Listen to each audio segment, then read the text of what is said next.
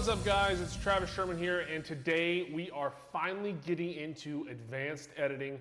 You have no idea how long I have been waiting just to say that we're doing editing 201. But it's definitely happening. In fact, you had me at hello. Today we are doing advanced editing, and all advanced techniques begin with keyframing. So that is what we'll be doing today, so buckle your seatbelts for another exciting lesson filled with humor, a great voice, but most importantly, the joke of the day. Little drummer boy, if you will.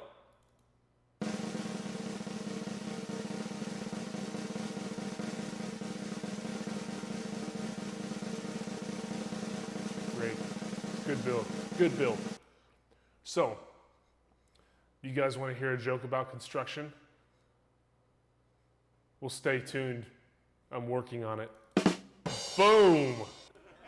Jokes! You get it? I actually have another one. Today was raining like crazy, and it started hailing, like quarter-size hail onto my truck. And you know what I said? Oh, hail. Boom! Did you think you were gonna get 2 in one day? I mean, nobody thinks that, right? Anyways, be on the lookout for my comedy special coming to Netflix soon. In the meantime, if you would like to listen to these jokes again, or just review some of the tutorials, be sure to head on over to the Springdale Public Schools YouTube channel, and you will be looking for the AMI video productions. It's right here. That's kind of what it looks like. You're welcome, Photoshop. So that's what it looks like.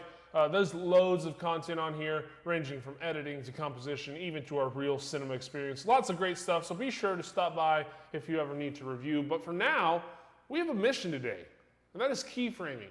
Stop stalling. Let's get down to business. All right, so I'm going to close out of this, and we're going to go ahead and open up Premiere Pro, and while that's doing that, away we go. We're going to import a few shots so we can mess around with. So first, the most important thing is to define what keyframing is. So by definition, a keyframe is used to indicate the beginning or end of a change made to a parameter. Huh? Yeah. If you're like anything like me, you probably just said, what? So I know that probably helps you in no way, so I'll define it a little bit better. A keyframe is used to set a point. You can set hundreds of points or keyframes, and I'm doing air quotes. I know you can't see that, but they're air quotes, or as few as 1. The point of a keyframe, wow, that's weird. The point of a keyframe. The point of a keyframe is that the software will automatically transition smoothly between these points.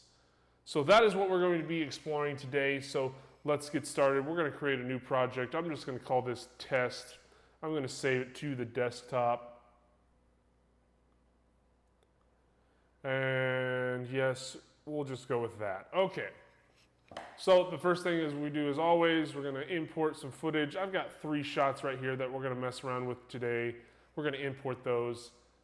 Pretty easy. You guys should know how to do that. Let's double click on this first clip, and that's a cool time lapse. That's a cool time lapse, and that's a cool time lapse. So let's start with a time lapse, shall we? The first thing we're going to do, this one looks like a pretty good one for the demonstration we're going to do. The first thing we're going to do is talk about keyframing motion. So what I'm going to do is I'm going to drag this entire clip down into my timeline, and it is a time lapse. So the magic trick here is you click on it, Command J for speed, change it to 5,000%, and you're going to get a nifty little time lapse. That is, let's see how long it is. This time lapse is 7 seconds. So maybe I want to make it a little bit longer. So let's do Command J 3,000 instead of 5,000. And it's going to be a little bit longer. Yeah, that's more doable. So that's about a 12-second shot. That's a good representation of what we're going to be doing. Okay, so let's play it. You can kind of see the clouds moving in the background. Kind of neat. All right, you get the idea. So maybe we want to keyframe motion. So here's what we're going to do. First, you are going to select what you want to keyframe, which we are going to keyframe this right here, right? Pretty easy. Next, we are going to go up to Effect Controls, and right here is motion. Now, you guys should know that you can maneuver this around, right? You can do this. This is your scale. You can zoom in and out. But what it does is it locks to that point. It's never going to really move it. We want to keyframe. Let's undo all this. All right, so we want to keyframe. So what we're going to do is we are going to click on the stopwatch on position and scale. So click, click. Now, by default, wherever your timeline marker is, so if we, let's see if we can undo those. Yes, we can. So wherever your timeline marker is, so let's say we put the timeline marker right in the middle of the shot, wherever your timeline marker is, and you click the stopwatch, it's automatically going to set a keyframe, and you can see them right here. They're little diamonds. So it's set a keyframe exactly in the middle of our shot. I don't want it in the middle of our shot, so we're just going to Command Z, put the timeline marker at the very beginning of the clip, and turn on our position and scale keyframes. And you can see them right here.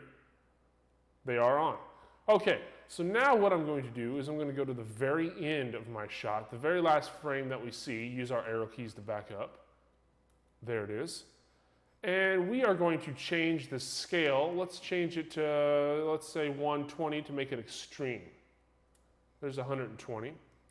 But at the same time, I want to realign my composition. So I'm going to take the y-axis and I'm going to kind of position it maybe here and maybe shift the x just a little bit. So here's the ending shot that I want and here's the beginning shot. So now what it's going to do, you can see the diamonds again right here and the diamonds here. The space between here, it's going to smoothly calculate and transition these. So if I press play,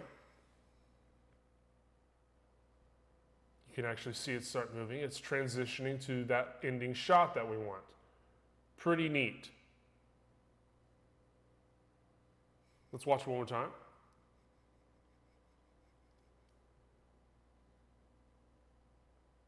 Nicely done. Looks great. Beautiful. So what the keyframes are doing is it is transitioning smoothly between points. Now, let's say we want to add more keyframes in. You can certainly do that. So if you look up here in your effect controls, we can see where the keyframes are. What you can do is called force keyframes. So if I come up here, there's the diamond and there's a diamond. If you click these buttons, it forces a keyframe right there. So now what I can do is maybe the scale, for whatever reason you want it to be there, and what it's going to do is it's going to smoothly align those transitions. So it's going to go from A to B and from B to C. So watch what happens. A to B, and B to C. And it's just transitioning between those points. If you don't like those keyframes, you can select them and just delete them. No big deal, and it goes back. Okay? If you want to advance keyframes, really easy to advance keyframes. Right here are the arrows, so you can click and it'll advance to the next keyframe. If you click this back arrow, it advances to the previous keyframe. So there's how you go through different keyframes. Okay? So you've got a bunch of different shots or different ideas that you can do, scale, and that is the basics of keyframing. You can do it with anything.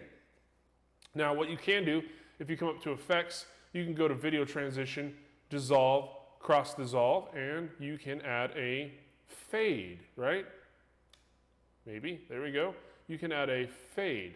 Or, if you want full control of it, what you can do, select the clip, effect controls, and opacity is your transparency. So we can, the stopwatch is already turned on, we can force a keyframe right here, and we want it to be 0%.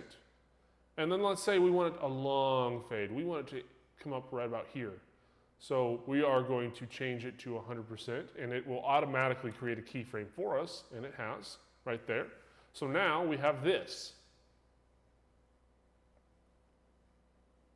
Very neat. So keyframing, you can keyframe pretty much anything you want, and I'm going to show you a few examples. The next thing I want to do is maybe I'm going to take off the opacity.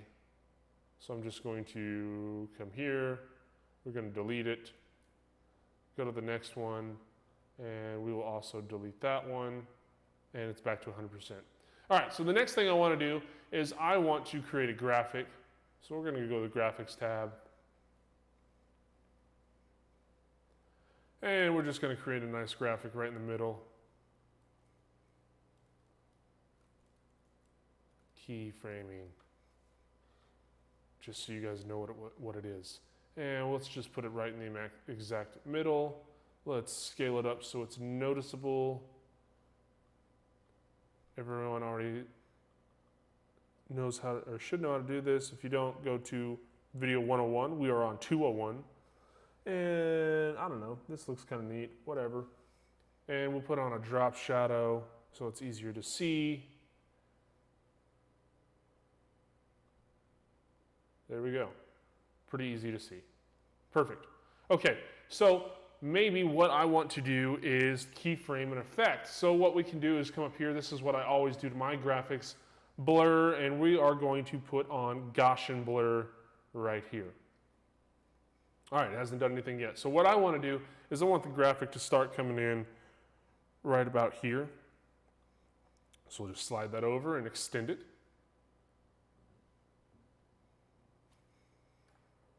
Okay. Next, we are going to set a keyframe. Oops, select it first. We are going to set a keyframe for the Gaussian blur that we just added, which is right here. So let's turn on the stopwatch. And I'm going to change this to an extreme 200. It's going to be really blurry. There we go. Now, I want it to come into focus right around here. So I'm going to stop it, and we're going to change the keyframe to 0. And on top of that, I also want to add a video effect or video transition of a dissolve. So we're going to put it right there on top. Now, this is where your arrow keys come in to help advancing keyframes. So we're going to select it, and I want to advance to my last keyframe, which is right there. Just click this arrow. We're going to zoom in, and we're going to drag that out right to the ending keyframe. So now you should have a pretty neat graphic that comes into focus. Keyframing. Wow. Amazing. Right? So you can keyframe any type of effect. You can keyframe graphics. You can keyframe motions. How about audio? Well, I hope that I have some audio on this computer that we can use. Let's see. Maybe in our downloads? Aha! Perfect. How about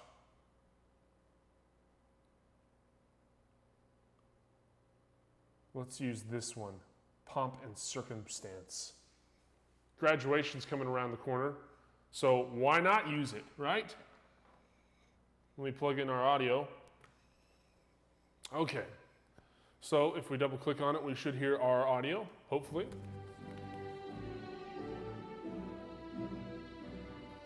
Perfect. Okay, next, what I want to do is I'm going to drag this in, and we're going to lay it underneath. So now we have this.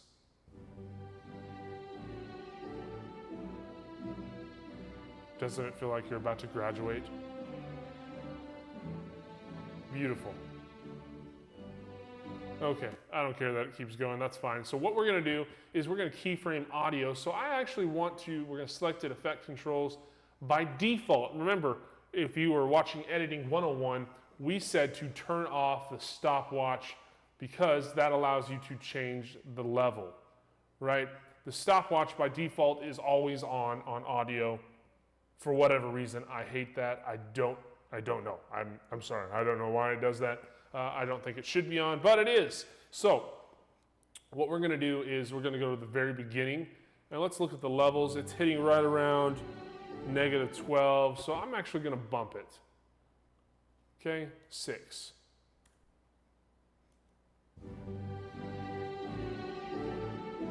Perfect. So maybe now, about halfway through this shot, right around here, I want it to start getting quieter. So we're going to turn on the stopwatch now. It sets a keyframe right here where my timeline marker is. And I want it to start getting quieter, and I want it to be as quiet as I want it right about here. So let's say I'm going to turn it to -15. So now we should have a smooth transition between the two pieces. Perfect. All right, next, let's say, for instance, right here we had an interview going on, so somebody's talking, so we've got this underlaying underneath, and then the interview finishes right here. So I'm going to go ahead and force a keyframe, and I want it to go back to the normal sound we had, so right about here. So again, we're going to change it to 6, and now let's listen to that whole thing. Okay, so we got full audio. starts going down. Right here is where you would have some type of interview or something. Yeah, keyframing is cool and editing 202. It's very, very important. Back up. Maybe you have some shots of B-roll. Okay, right here, you could go ahead and force another keyframe, and we want it to start going down. So right here maybe is where it's all the way down. Another interview perhaps. Keyframing, it's life. What is life? It's keyframing. Stop, let's force another keyframe. And back up to 6, so we have a smooth transition. And you get the idea. So the whole point is that we can set keyframes to fade audio in. I highly, highly recommend that you do that because you have full control over it. You're not going to get these little hiccups. Now, some people, what they do is they'll cut it. They'll cut the audio right here, and they'll make, let me just turn these keyframes off. They'll make this audio, 6, and let me turn these keyframes off. If you want to turn them off, just click the stopwatch and click enter, and it erases all keyframes and turns the keyframes off. So you've got one shot at 6 decibels, one shot at negative 15 decibels, and then they'll come up here and they will add a audio transition constant power. Now, why? And it'll automatically fade between the two. You could extend this out if you wanted to, make it a longer fade.